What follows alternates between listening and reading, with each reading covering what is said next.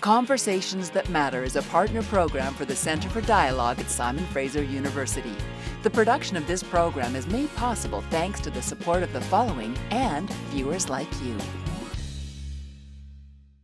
Welcome. We're at an interesting point in the history of ship movement on the west coast of British Columbia and the amount of ship traffic around the world. When it comes to our safety record and how much is going on, how well are we doing here in relationship to the rest of Canada and maybe other jurisdictions? Well, I think statistics speak for themselves, really. Recent reports have said that while not flawless, we're doing really well. In fact, we have a safety record that is amongst the best in the world. The best in the world. And certainly the best in Canada. So we're doing something right here on the West Coast, and I think it's important to figure out what we're doing right and why it's working so well. Well, so what are some of those elements? What ensures that we are having very few accidents? I think one of the big pieces of our safety framework is the culture of the industry itself. And that's driven by the culture of the coast, I think, in many respects. So those people that are involved in the safety framework take it seriously. They understand the implications of doing their job well. They understand the implications if they're not doing their job well. And so there's a real strong human element to our safety record. And then we've just got some very world-class safety framework that involve the pilotage regime that guides ships in and out of our harbors and our coasts, traffic control systems that are working very well, and traffic management schemes to bring that traffic in and out of what is a very important ecosystem to Canadians. How important is the pilotage authority and the role that it plays in ensuring that when we're in coastal waters, these big ships arrive at their destination safely? The authority is a critical piece of that framework because it links the user of that service, the service of pilots, to the actual people that are delivering the service, which is the pilots on every vessel that goes in and out of our ports in British Columbia. So they're enforcing regulations that the government has established through legislation, and they're also developing best practices with the industry and the pilots. So they play a critical role in that framework. When a ship comes in, they can't come in without a pilot on board over a specific tonnage. Is that correct? That's correct. And there are some other rare exceptions to that rule when it's a domestic movement or a movement between two places in British Columbia for certain types of traffic. For those who are familiar with the waters and specific tonnage and so on. That's right. Yeah. And they're given exemptions because of their experience level and their training. So every ship that you and I or the public sees that's passing through the Strait of Juan de Fuca or Harrow Strait or into the Strait of Georgia has a pilot on board. How many? At least one, and in some cases two. It really depends. So what would be the considerations under which there would be two pilots on board? Well, it depends on a few things. The duration of the transit itself. So there are, every transit isn't the same. The type of vessel that's being piloted. So for example, when you see a lot of the large oil tankers that go in and out of the port, those have two pilots on. So it really is dependent on the type of vessel and the risk that they're managing and the length of that transit. Oh, okay. So when the risk goes up, you have more eyes and brains on the bridge. It sounds simple. It's not, but yes, exactly that.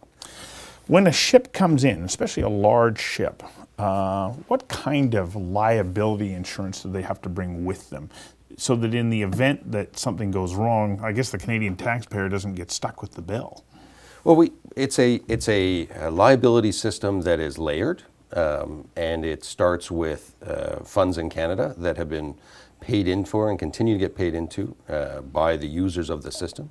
And then there are international liabilities that come into play when something demands even more funds to deal with some sort of mitigation from an accident. So it is a global system with a unique Canadian component to it as well. So we had the situation where there was bunker sea oil that was exited the ship and wound up in the English Bay a couple of years ago. Who ultimately pays for that? Like, do we pick up the bill as the taxpayers in Canada, or does that eventually get covered by that insurance policy? That comes out of the insurance policies, and of course every carrier is also insured as well through their own protection and indemnity insurance globally. So no, that is not paid by the taxpayer. When we look at the spill response protocols and the way in which it was handled in English Bay, of course it brought up big issues around the Coast Guard station in Kitsilano. Would it have made any difference if that Coast Guard station was open? Well, difficult to speculate. Yeah. In the past, I think the reopening of the Kitsilano Coast Guard station provides some instant capability, which is good. But I think a lot of the delays that were caused in the response to that incident were based on procedural ones and not necessarily presence per se. So it was a good. Well, there's nothing good about a spill, but it was good an opportunity to see where we can improve the framework for spill response. So what are some of the changes that have taken place post that incident? Well, I think the opening of the Kitsilano Coast Guard base is a quick one, yeah. Obviously. But I think area response planning is probably the biggest change that's happening. So now the Coast Guard and Transport Canada are doing a pilot project for area response planning that's going to involve all the stakeholders in specific small areas to develop spill response plans. And this is definitely the positive way to go. And I think it will concentrate first on our trade corridors and then much broadly in the Canadian waters. As you're saying that, I'm thinking, okay, I know that Port Metro is a very complicated port. I've heard that it is one of the most challenging for shippers to come into because there's so many local jurisdictions along with the Port Authority that come into play. Does that also come into play when it comes to emergency response? The fact that there are so many different jurisdictions, in English Bay we're off the city of Vancouver, but you go down to Delta Port, well now we're looking at different jurisdictions. And It's a very important dialogue that's happening with the port, its municipalities that border the port, the users of the port, and first responders. And if you can imagine the number of items that could flow through the Port of Vancouver, or any other port for that matter, if you're a first responder and you're dealing with some sort of incident, you need to know quickly what you're dealing with. So is that framework perfect? No. Are there a lot of people trying to make it better? Yes.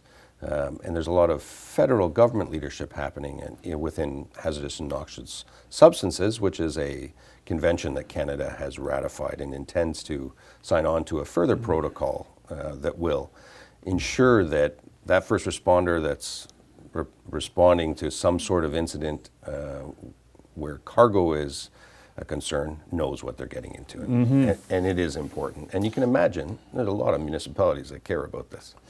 Just got to get you to hang on for a second while we take a quick commercial break. We'll be right back. Conversations That Matter is a not-for-profit program made possible thanks to the charitable support of the following and from viewers like you. Please visit conversationsthatmatter.tv and help us to continue to produce this program.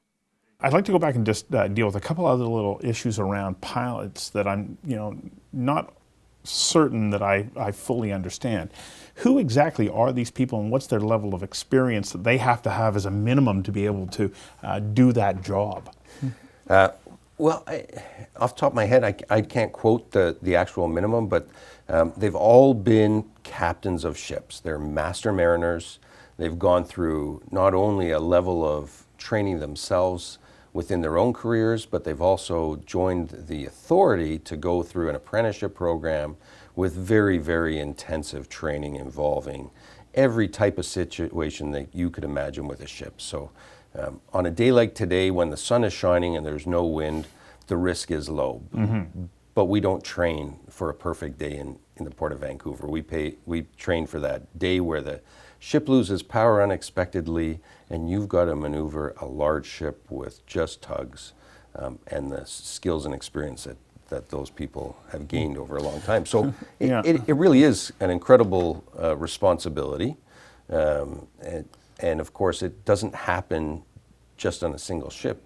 Those pilots need to understand the entire network of vessel movements that's happening on the course of their route coming in or out of BC waters. So it's a pretty big training in order to have that kind of experience. Well, and they have to have a fairly intimate knowledge of every single part of the coast, don't they? Or the areas in which they're working anyways. Well, we train in British Columbia pilots for the entire region. So they understand the depths, the bottom contours of everywhere that they could take that vessel. They understand the currents, how those currents change, the effects of the environment on that type of vessel, which can be quite different. You know, a large car carrier that's empty, I think you've seen them, it looks like a large apartment building on its side sailing through the Strait of Juan de Fuca, handles very differently than a bulker full of grain. So they have to get all of that experience in order to do their job properly. And is it the same across Canada, or do we sort of operate to a different standard here on the West Coast? It's not a different standard, but there are unique aspects of operating in Western Canada as opposed to other places in Canada. But the standard is the same. There are some uniquenesses within the relationship in the industry, with the authority, and also the pilots themselves. So, as our links with Asia continue to expand, and we see tremendous effort underway through HQ Vancouver, from Advantage BC, and others to solidify those connections, bring head offices here, we're going to see more and more traffic on the West Coast. Are we in a position where we can, expand the resources that we need to meet that demand? How do we do that? Are we in a position? Yes. But it's about connecting the dots, and the supply chain is very, very complex in Canada. And it's important that we, number one, acknowledge that we do have trade corridors, and these are important to our economy in Canada and arguably in North America and globally. And once we've acknowledged that we have those trade corridors, we can put the right minds to making them as efficient as possible. And as you can imagine, in a major city such as Vancouver, that's incredibly complex. This is our second break. We'll be back in a moment. Conversations That Matter is a not-for-profit program made possible thanks to the charitable support of the following and from viewers like you. Please visit conversationsthatmatter.tv and help us to continue to produce this program. When you want to introduce something new into the mix, and if there's a general sort of level of understanding around how it all works by the average person in British Columbia or in Vancouver, how then do you introduce new ideas in a way that will allow for social license? Because it's a big part of moving forward. It is. It's a huge part. And I think what we're hearing from stakeholders in general is that some of these processes are too quick. And as you quite rightly point out, they're so complex. I'd argue even experts find it very difficult to understand all the intricacies of it. So how to get all of that information out to people so that they can understand the policy decisions that are facing decision makers is really the goal. And I think the Port of Vancouver is doing a good effort at that. And I think as a community, and I say that largely even outside of the transportation industry, we have to do better because people are demanding that we do better and that transparency is there. Mixed into all of that, you have a bunch of other agendas from local governments, federal, provincial, NGOs, concerned citizens. Some will be putting out misinformation. How do you deal with that in a way that is going to ensure the general public that the next step forward is going to be a safe one? And I know that that's like saying, how do you untangle a ball of string? It's not easy. Well, I think you have to go to the source sometimes. I think it's very important, and misinformation can often develop because people don't have the right information. So it's easy to turn to something that's available, and we have to guard against that. We as people that care about our cities, our coastlines, our industries.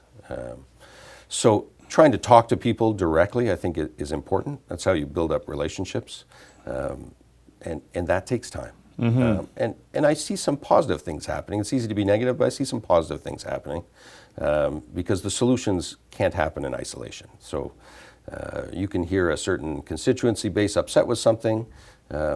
really, to find a solution, they're going to need multiple stakeholders to help them find that solution. So it's best to go to the source and ask why they feel the way they feel. So that takes time. It takes a lot of time and a lot of people involved in, I won't call it consultation, but just education and awareness. And that is a big part of what we're doing at the Chamber of Shipping. It's a big part of what the ports do regularly. And now we're starting to have that dialogue. And there's a lot of constituents. It's not the same as it was a decade ago. There's a lot more access to information, awareness of what's going on. So it's important that we get out to a lot of different stakeholders. Like a lot of different stakeholders. A lot of different stakeholders. So, I've been out on ships. I've been in a wide variety of jurisdictions, and I see the culture of excellence that exists in that environment. And I look at it and I go, yep, when everything goes right, it is perfect. But every now and then, the human element comes in. And I think that this is the thing that scares people. I mean, all we have to do is point to the coal port in Delta a couple of years ago. There it is coming into dock and there's an incident. Luckily, nobody was hurt and there was minimal damage, but we've got that human element. And I think that that's what scares people. And how do we help to address that in a way that says, even with human beings, we're doing everything we can to mitigate the potential risk? Well, you have to be honest and open with people, first of all. Yeah. So there's no getting around the fact that accidents do happen. And despite the fact you put as many mitigation measures in place, it's likely somewhere, some point, an accident will happen.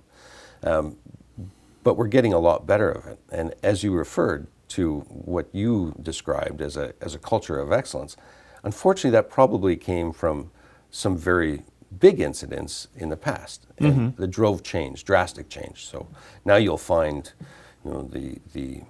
the maritime sector that moves bulk liquids, whether it's oil, gas, refined or not, it is probably the safest culture that we have in our industry. It had to get there because it had some drastic accidents. But we have to be frank about what risk looks like. And often risk is associated with other elements, and those elements we are getting better at identifying. So I'll give you an example. We can now tell weather and forecast weather much more than we ever could before, days in advance. So when we're dealing with higher risk movements, we can take that into account. We can let people know and we can avoid it. We can avoid dense traffic situations. We have the capacity to control that. So these are the conversations in the marine shipping area that we need to continue to provide people the confidence and transparency that we can handle that risk, whatever that risk might be. Our final break, and then we'll get to the exciting conclusion. We'll be back in a moment. Conversations That Matter is a not-for-profit program made possible thanks to the charitable support of the following and from viewers like you. Please visit conversationsthatmatter.tv and help us to continue to produce this program. Okay, so now add in oil, and everybody points to the Exxon Valdez up the coast here, which is 30 some odd years ago, as being, oh, well, that's what we want to avoid. But what's happened in the industry to ensure that the Exxon Valdez never happens again? And has it ever happened since then?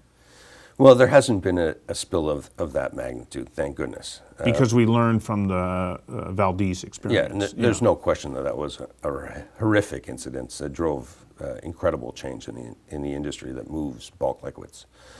What's changed? Well, there's been regulatory change that was drastic. Construction standards of ships changed. I think it's very well known now that there is no tanker that moves without having a double hull. And literally one hull that holds the cargo and another one that is just literally holding the rest of the ship there, so that there's a less risk of penetration of the hull into where the cargo sits. And then the standards in which that subsector of the industry is regulated has changed dramatically. So if we look at the Valdez, it was not a tethered ship. No, it was not. And since Single then, hull, untethered. Single hull, untethered, Was there even a pilot on board, or was it just the captain? I don't know off the top I of don't my know head. that either. But Navigation equipment has changed dramatically. We now have real-time information and electronic charting that is demanded by regulation and world-class. So it is a very different industry than it was 30 years ago. how important is the tethering of those ships to these very powerful tugs as far as a safety step that's been put in place? Well, tethering can be a good thing, and it can actually be a hindrance sometimes. So I'd hate to say it's the be-all and end-all of escorting ships. There are times when having a tug just nearby is a significant assistance. And it really depends on the situation.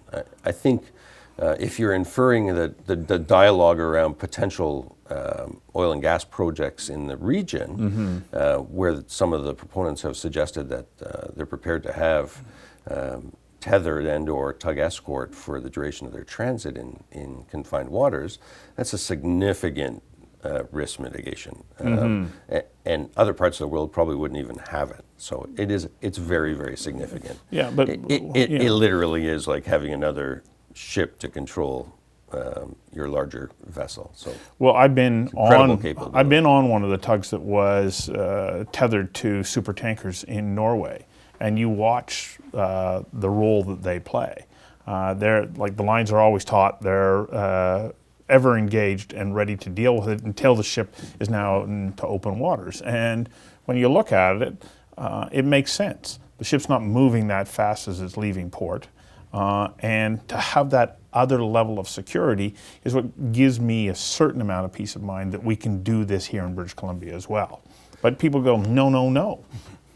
Well, I'm not sure that people are saying no, no, no. I think for many, they think the industry can probably manage the risk. They're worried about impact. And you hear that often from people, right? It's not the actual movement of the ship, it's the impact of a spill. Trying to find out what is appropriate risk for, as you mentioned, a social license, I think is really front and center in that dialogue. And so the question is, how do we convey to the average person that the risk is low? Because if we don't take the risk, then we reduce our access to markets, and Absolutely. that's the other risk. Our Canadian competitivity. Yeah. And shipping, as far as Canadian economy and our competitive place in the world, how important is it? Oh, it's paramount. I mean, almost everything that's exported or imported globally moves on a ship. And globally, that's 90% of all goods. It's significant. In Canada alone, the number of communities that are accessed or supplied by shipping is quite significant and often forgotten about. So it's important that we get it right. It really is important that we get it right. And people have to have the confidence that we're getting it right. Yeah. Well, thank you very much. Thanks for coming in and doing this. Thanks very much. Yeah. Pleasure.